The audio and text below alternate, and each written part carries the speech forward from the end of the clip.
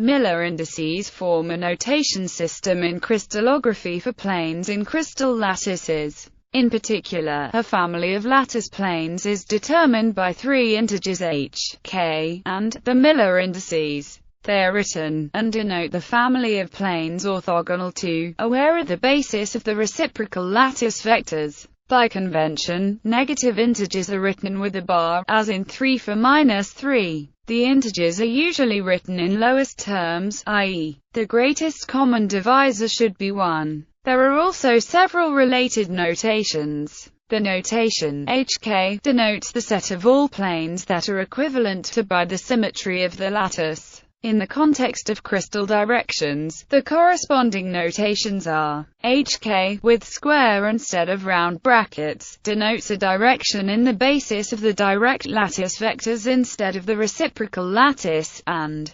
similarly, the notation hk denotes the set of all directions that are equivalent to hk by symmetry. Miller indices were introduced in 1839 by the British mineralogist William Hallowes Miller. The method was also historically known as the Millerian system, and the indices as Millerian, although this is now rare. The Miller indices are defined with respect to any choice of unit cell and not only with respect to primitive basis vectors, as is sometimes stated. Definition: there are two equivalent ways to define the meaning of the Miller indices: via a point in the reciprocal lattice, or as the inverse intercepts along the lattice vectors. Both definitions are given below. In either case, one needs to choose the three lattice vectors A1, A2, and A3 that define the unit cell. Given these, the three primitive reciprocal lattice vectors are also determined.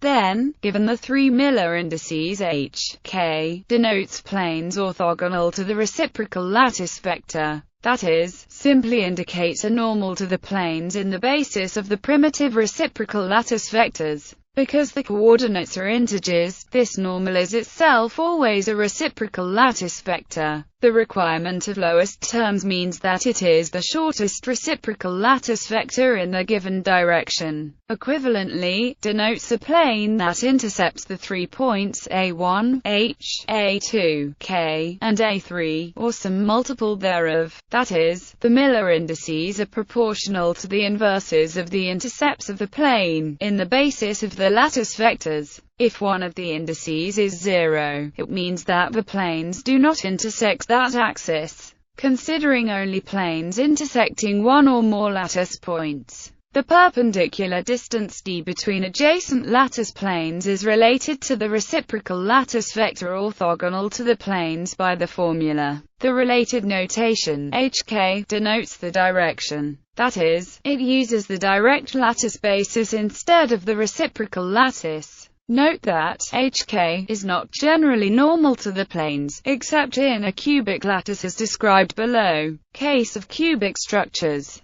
For the special case of simple cubic crystals, the lattice vectors are orthogonal and of equal length, as are those of the reciprocal lattice. Thus, in this common case, the Miller indices im hk both simply denote normals, directions in Cartesian coordinates. For cubic crystals with lattice constant A, the spacing d between adjacent lattice planes is. Because of the symmetry of cubic crystals, it is possible to change the place and sign of the integers and have equivalent directions and planes. Indices in angle brackets such as 100 denote a family of directions which are equivalent due to symmetry operations, such as 100, 010, 001, or the negative of any of those directions. Indices in curly brackets or braces such as 100 denote a family of plane normals which are equivalent due to symmetry operations, much the way angle brackets denote a family of directions.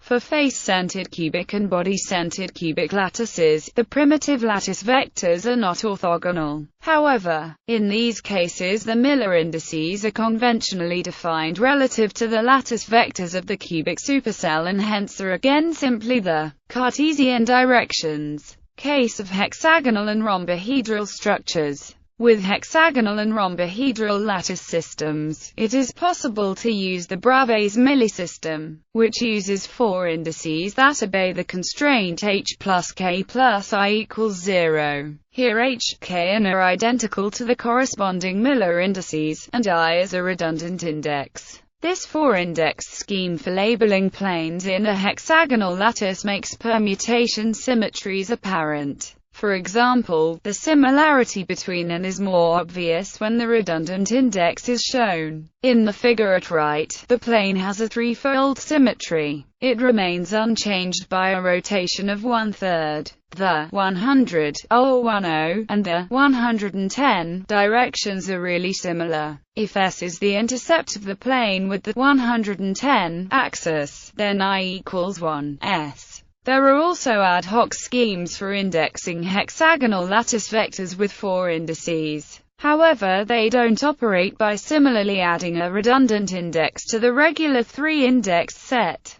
For example, the reciprocal lattice vector as suggested above can be written in terms of reciprocal lattice vectors as. For hexagonal crystals, this may be expressed in terms of direct lattice basis vectors A1, A2 and A3 as hence zone indices of the direction perpendicular to planar in suitably normalized triplet form. Simply, when 4 indices are used for the zone normal to plane, however, the literature often uses instead. Thus, as you can see, 4-index zone indices in square or angle brackets sometimes mix a single direct lattice index on the right with reciprocal lattice indices on the left. Crystallographic planes and directions. The crystallographic directions are fictitious lines linking nodes of a crystal. Similarly, the crystallographic planes are fictitious planes linking nodes. Some directions and planes have a higher density of nodes. These dense planes have an influence on the behavior of the crystal. Optical properties. In condensed matter, the light jumps from one atom to the other with the Rayleigh scattering. The velocity of light thus varies according to the directions, whether the atoms are close or far. This gives the birefringence. Adsorption and reactivity.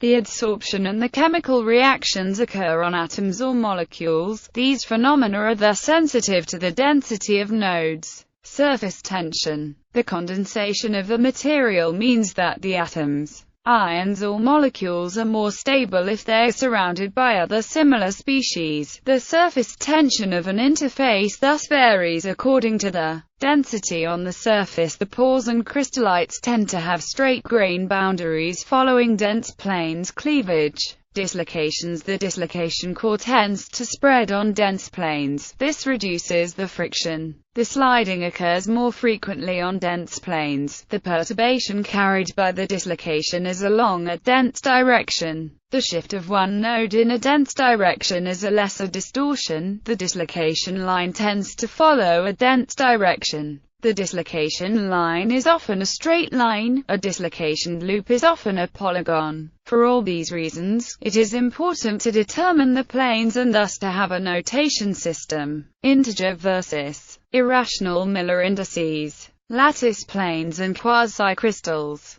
Ordinarily, Miller indices are always integers by definition, and this constraint is physically significant.